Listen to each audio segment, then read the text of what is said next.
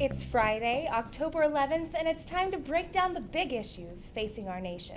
Welcome to The Breakdown, KUJH's political news and analysis program. I'm Caitlin Dornbos. And I'm Eric Pauls. Today we'll be breaking down the government shutdown and the impending deadline to increase the debt ceiling.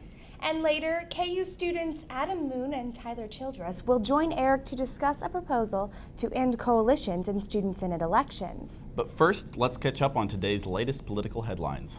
The University of Kansas Faculty Senate affirmed a statement regarding the right to free speech for all instructors in response to a recent controversy surrounding Professor David Guth's tweet about the Navy Yard shooting in Washington on September 16th.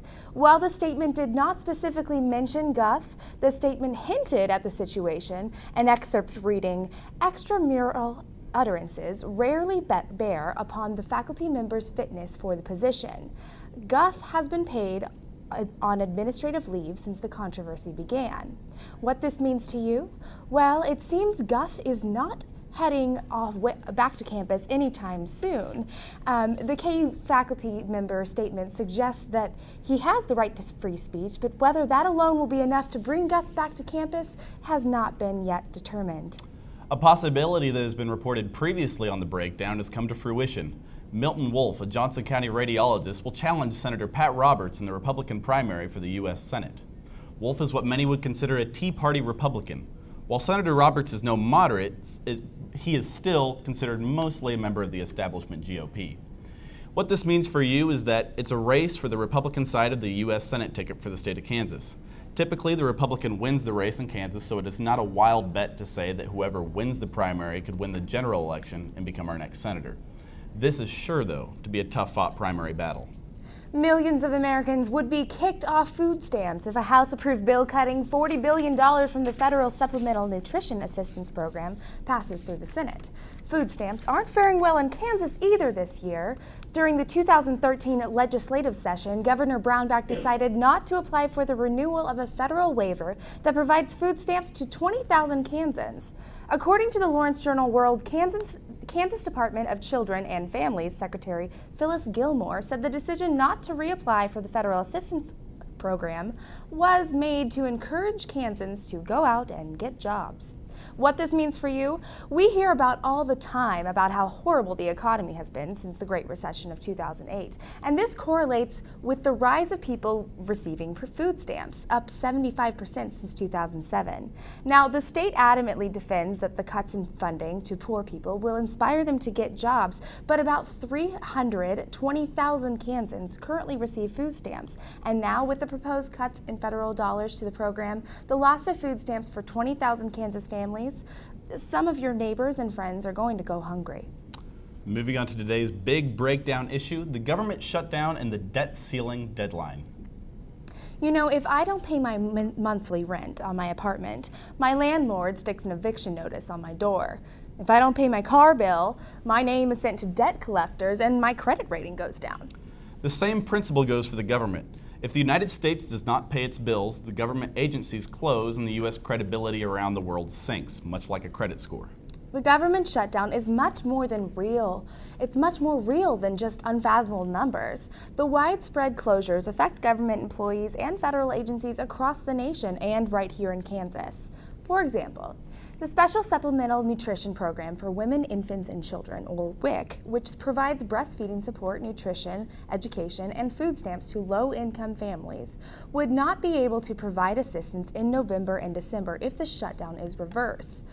This would affect 70,000 Kansas mothers and Kansas families who receive the WIC assistance each month, leaving them hanging in limbo until a decision is made in Washington. Since the first of this month, Congress has not been able to come up with a deal to reopen government operations because of stipulations that the Republican Party wants, which would defund or delay the Affordable Care Act known as Obamacare.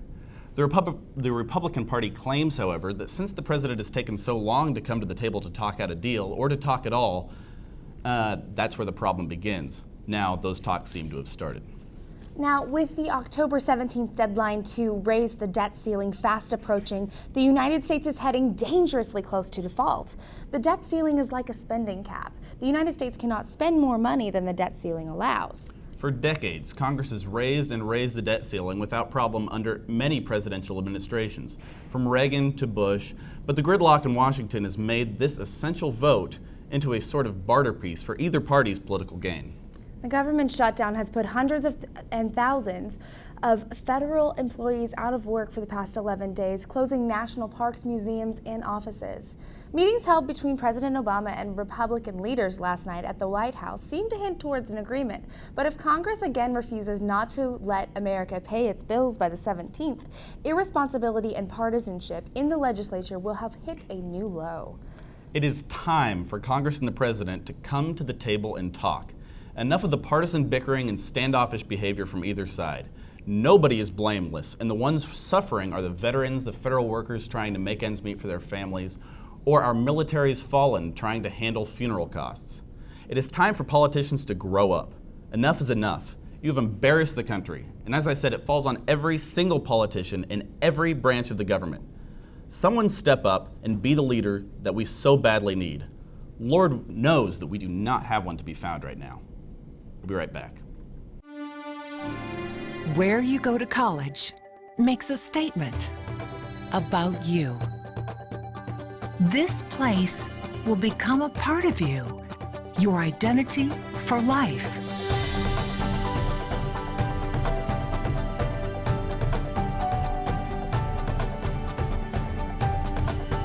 The University of Kansas, a great place to be you.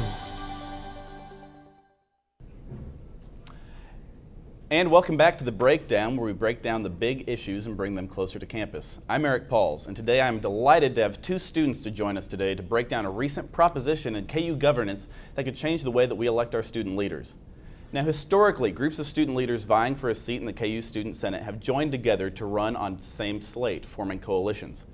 Going with the theory that there is power in numbers, they created these coalitions of students, which are party-like groups that stand for certain changes they wish to see in the upcoming session.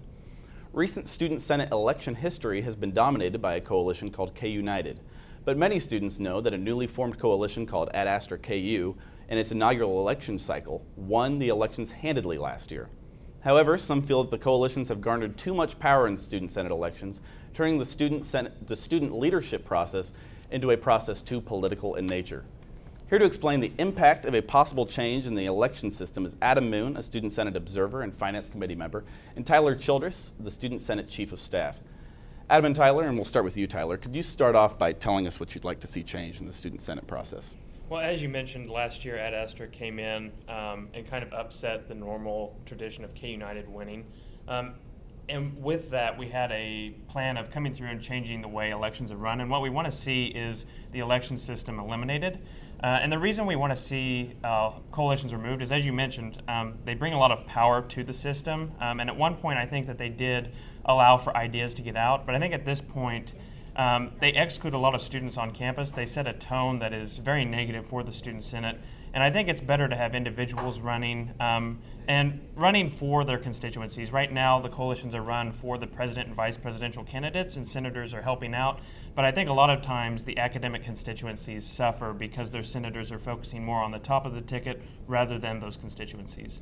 So Adam, then what would you say to that? What are the benefits of a Student Senate coalition? Well, as Tyler did talk about a little bit, Student Senate coalitions in the past were meant to create a diverse group of students that was inclusive and brought a bunch of different ideas together to make the best vision for KU. I believe that that system is not out of date. I believe that that system can become so again. As he stated in recent history, KU United has become so dominant that that kind of fell by the wayside. But we're going to see a huge change this year because of the Ad Astra victory. The Student Senate coalitions are going to have to change to become more diverse and more inclusive. That's the purpose of being a good coalition. So therefore, I think that the coalition system in itself is not necessarily the broken part. We can fix the coalition system without going away from these groups, which have historically done great things for KU. So if the Student Senate coalitions are eliminated, would that make it more difficult for people who don't have resources to get elected, or how would that change the overall process for an individual? Well, I think regardless, if coalitions are kept, a resolution is going to be coming through next week in Senate on whether or not we should remove them. But regardless, coalitions are going to be limited in the future with how much they can spend. So coalitions are already going to be drastically weakened regardless of how reform goes through. And I would say it's going to be easier because if you're only, say you're an engineering student and you're campaigning at the engineering complex, you won't have to go to Wesco to campaign for the other candidates on the platform. You're also just going to be going for your ideas of why you want to be the engineering senator and not just a student senator. So I think it'll actually be easier for many students, and you're going to have a lot more people involved with the process across campus that look at Student Senate, they see the coalitions, and they see a kind of system that is going to exclude them because they don't have time to work through the system. They have ideas now, and they want the student body to vote on those ideas. And I think it's going to help foster greater platforms because you're going to have individuals that actually really want to be involved. One of the problems with the coalitions is a lot of people are involved, but as chief of staff this year, I already had to remove 7 senators because they weren't showing up. And that's a problem with the coalition system. We aren't getting people that really, really want to be in the Student Senate. Yes, we have a lot of those people there, but there are some people that, they run with the coalition because it's their group of friends. They've been convinced to do so, but once in, they really aren't advocating for the students, which Student Senate is here for. And how do you respond to that? I think to start off, when you're looking at that, is that you don't necessarily, when you remove coalitions, fix the fact that you may still have people that are running to Senate for the wrong reasons. For people that are running to Senate just as something on their resume or just because their friends are running for Senate. That doesn't necessarily keep those people from running just because they're not in a coalition anymore. That's one way to start off when you're looking at that. Also, I think it's important to realize that coalitions in and of themselves allow the students to, like I said before, to come together, and that's something that's pretty important to creating more concentrated debate and debate that everybody here and all the voters can understand. So will it make it more difficult for platform initiatives to go through if they're all individuals? I actually think it'll be easier, Eric, because rather than having a coalition system where your president, vice president are deciding what ideas to put forward, if you're running as an individual, if you really feel excited about an idea that maybe in the coalition system, the other coalition members feel that it would be maybe too gutsy to go with it, I feel it's going to be easier to get your word out on why you want to make a certain change within Student Senate.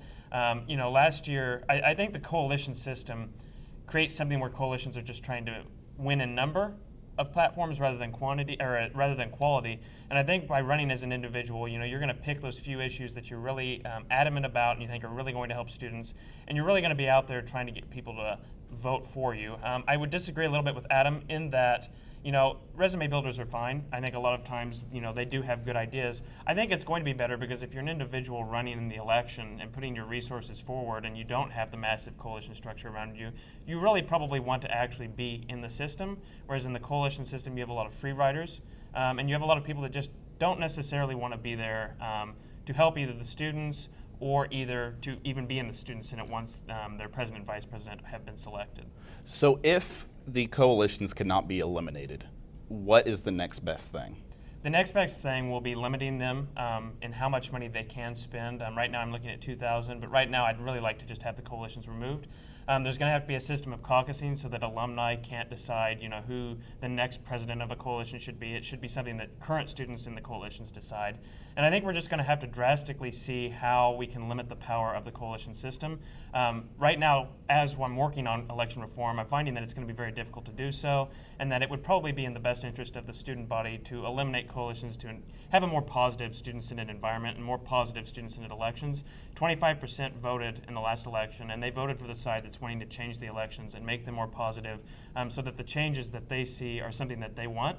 And so I think the student body is behind us on eliminating coalitions. I don't think most students care one way or another of how people are elected. I think they just want results. And I think the coalition system has been proven to not be giving them the results that they want, hence last year's election.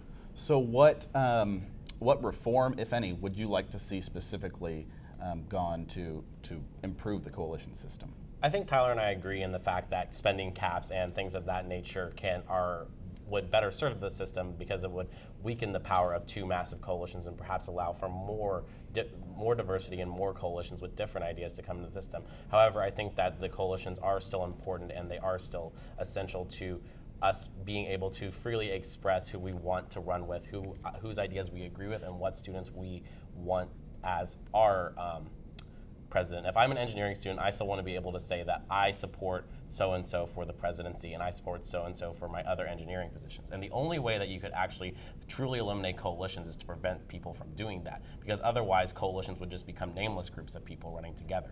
So I think it's almost more important to be able to protect the right of the candidates to be able to say who they think is best for the students and who they want to see in the Senate, as opposed to just themselves, and run together. All right, well, thank you guys both for joining us. That was a terrific debate, and that's all the time we have for this debate right now, but we'll be right back after this break to continue the breakdown.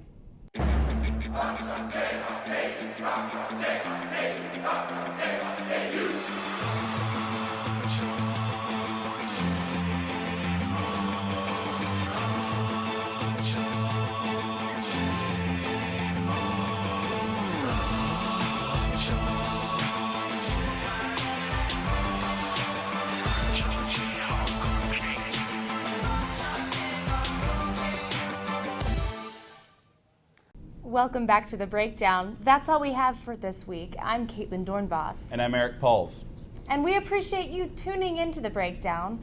Tune in next week again for more stories at 11 a.m. Friday. Remember to like us on Facebook at TheBreakdown KUJH and follow our tweets at Breakdown KUJH. If you're interested in becoming a political correspondent for The Breakdown and you are a student at the university, send an email to breakdown.kujh.gmail.com. Also tune in at 10 a.m. every day right here for on KUJH for Good Morning KU and 6 p.m. on Tuesdays for Jayhawk Sports Report. I'm Eric Pauls. And I'm Caitlin Dornbos. See you next week when we break down the nation's big issues.